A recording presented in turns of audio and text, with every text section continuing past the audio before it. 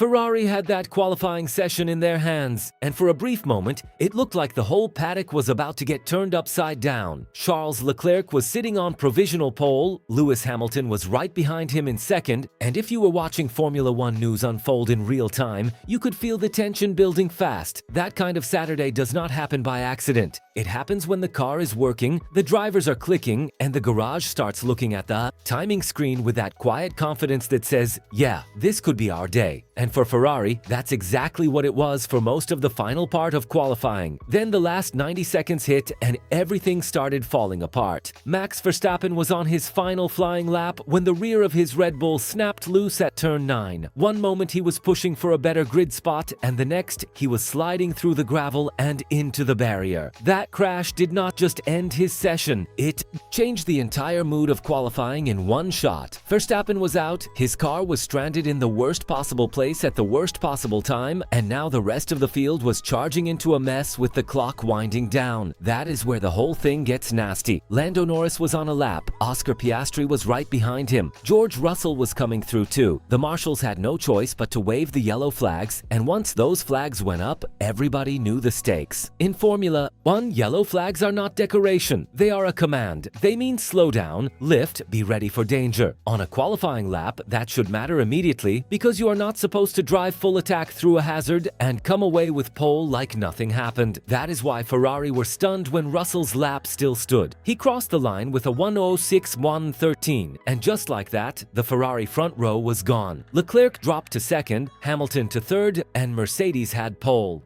That is the kind of swing that leaves people yelling at the screen because it feels impossible in the moment. Ferrari had been first and second. Then, in the blink of an eye, they were shuffled back a row while Russell's time stayed alive. And that is where the real question starts. How does a lap survive a yellow flag zone? The answer is where the whole thing becomes much more complicated than the angry reaction clips make it sound. There is a difference between a single yellow and a double yellow. A single yellow tells the driver to reduce speed and be ready to change direction. A double yellow is the full stop. That one is serious. That one says the lap should be dead if you do not back off properly. So the entire controversy hangs on what Russell actually saw when he came through turn 9 after Verstappen's crash. According to race control, it was a single yellow, not a double. And that detail changes everything. The timing matters too. The marshals were showing a single waved yellow when Russell reached the area, and the flag only escalated to double yellow 22 seconds later. By then, Russell was already through the corner and across the line. So from the steward's point of view, he was dealing with the milder version of the warning, not the kind that automatically kills the lap. That is why Mercedes were so confident. That is why the stewards looked at the data and let it stand. But Ferrari's frustration did not come from nowhere, because when you look at the way the session unfolded, it feels like the kind of moment where the sport asks everybody to trust the rulebook while the rulebook quietly gives one driver an escape hatch. Russell lifted. Yes, the telemetry showed that. He backed off enough to satisfy the stewards, and that was enough to keep the lap legal. But if you are Ferrari and you just watched your front row disappear because one driver got the timing and the flag interpretation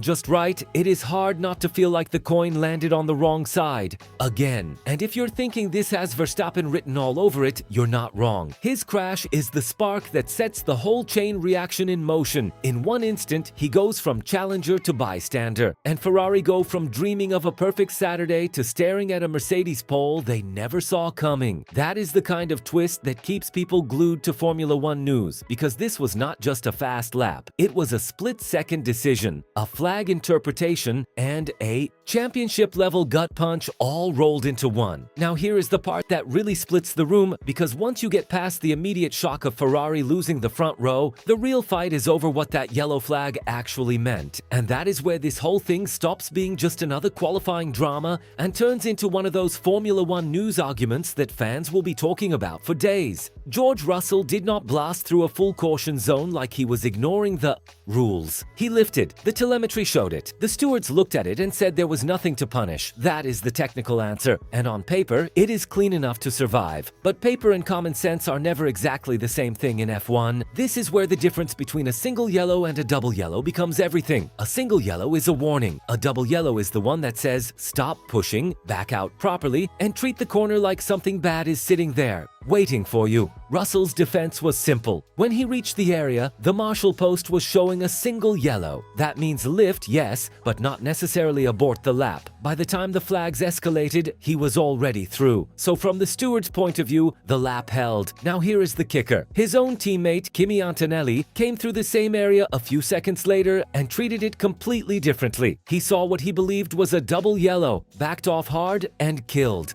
his lap. No front row, no miracle time. Just an aborted run because he thought the danger was real enough to demand it. That is the part Ferrari can't ignore, because it tells you the flag situation was not exactly crystal clear in the heat of the moment. Two drivers, same team, same corner, same mess. One keeps enough speed to take pole, and the other throws away a shot at the front row because he does not want to gamble with a yellow. That is why this story has teeth. Antonelli is not some outsider trying to stir the pot. He is the guy who lost out by being cautious. And when the cautious driver gets punished while the aggressive one gets rewarded, everybody in the garage starts asking questions they do not really want answered. That is also why Ferrari feel hard done by, even though the stewards did not break the rules. The system rewarded the driver who managed the moment better, not the one who backed out the hardest. And in a sport that loves to talk about safety first, that is a pretty awkward look. You can almost hear the frustration in the Ferrari garage, because they are not just watching Russell get pole, they are watching a gray area work against them at the exact second they had the session under control. And then Fred Vasseur steps in, which only makes the whole thing more interesting. He does not go full fire and brimstone. He does not launch into some wild rant about the FIA or demand the stewards tear up the result. He starts by saying Ferrari still have the positives, that they are in the fight, and that they have the pace to do damage on Sunday. That is the calm, professional answer. But then he gets asked about the yellow flag, and that is where the temperature rises without him needing to shout. He calls a pole position under yellow a bit strange, and then he drops the line that lands like a brick. Very often, the coin always lands in Mercedes' favor. That is not a formal accusation. Vasseur is smart enough not to cross that line. He is not saying Mercedes cheated. He is saying the close calls seem to keep breaking the same way. And honestly, that is the kind of statement that hits harder than a tantrum, because it sounds like a man who has been swallowing the same frustration all season. Hamilton knows that feeling too. He is in the fight, he is still chasing, and every weird little decision matters when the margins are this tight. When you are trying to close the gap on Verstappen, Mercedes, or anyone else at the front, one Saturday like this can change the entire weekend. That is why the technical answer is not the end of the story. Yes, Russell lifted. Yes, the lap was legal. Yes, the stewards backed it. But Ferrari are looking at the bigger picture, and the bigger picture is ugly for them. They had first and second, they had the front row in their hands, and then a crash, a flag, and a split-second interpretation flipped the entire grid. That kind of thing stings because it is not about being slower. It is about being there and losing it anyway. And if you're sitting there wondering whether this was smart driving or lucky driving, that is the exact debate the paddock wants you to have. Because the truth is probably somewhere in the middle. Russell did enough to stay legal. He also benefited from a moment that fell just right for him. That is F1 in a nutshell. And it is exactly why nobody ever trusts a qualifying sheet until the stewards have finished their work. And this is where the whole thing stops being just a qualifying argument and starts becoming a real pressure point for Ferrari. Because Saturday in Austria did not just cost them a front row, it changed the entire shape of the weekend. Leclerc and Hamilton had been sitting there in the sweet spot, ready to launch at Mercedes, ready to make a statement, and ready to turn a strong session into something that looked like a warning shot to the rest of the field. Instead, they got shoved back into second and third, while Russell walked away with pole and a grin that is going to annoy the Ferrari garage for a long time. That is why Fred Vasseur's reaction matters so much. He knows better than to throw a tantrum in public, and he played it the right way at first. He said Ferrari still had the pace. He pointed out that they were in the fight. He tried to keep the team focused on tomorrow, which is exactly what a team principal has to do when the story gets messy. But then he let the real feelings slip through. A pole under. Yellow was a bit strange. And the line that really stuck was the one about the coin landing in Mercedes' favor. That is not a legal claim. It is a psychological one. It is a man saying, we keep getting the rough side of these moments. And honestly, that is the kind of comment that tells you the frustration inside Ferrari is deeper than one bad lap. Because when you zoom out, the context makes this sting even more. Hamilton is still chasing the championship from inside the red car.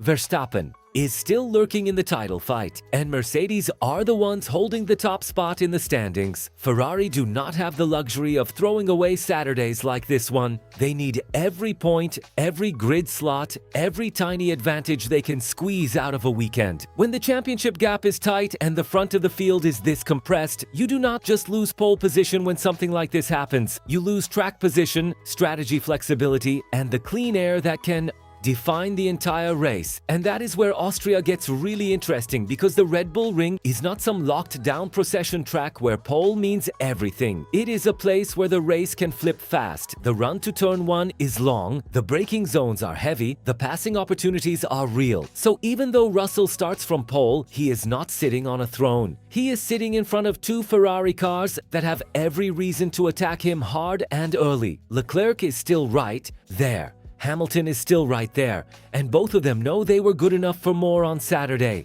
That is a dangerous combination for the man starting first. Verstappen's crash is the weird little spark that changed the weekend, but Ferrari are the ones who have to live with the fallout. His stranded car brought out the yellow created the controversy handed Mercedes pole, and now Ferrari have to decide whether to turn that anger into fuel or let it sit in the garage and rot. That is the difference between a team that just complains and a team that actually comes back swinging. If Ferrari want to make this weekend matter, they cannot waste 1 second feeling sorry for themselves. And let's be honest, Hamilton knows exactly what kind of opportunity this was. A front row lockout would have given him the perfect launch pad in red, right when the team needed a clean statement. Instead, he is starting third behind Russell, with Leclerc ahead of him and the race leader's box office drama hanging over the grid. That does not kill his race, not by a long shot, but it does make the climb harder. It turns a possible control race into a fight. And with Verstappen lurking in the conversation too, you already know nobody is going to get much breathing room once the lights go out. So where does that leave the actual verdict? It leaves Russell on pole, Ferrari angry, Mercedes satisfied, and the FIA technically clean. Nobody got penalized, nobody broke the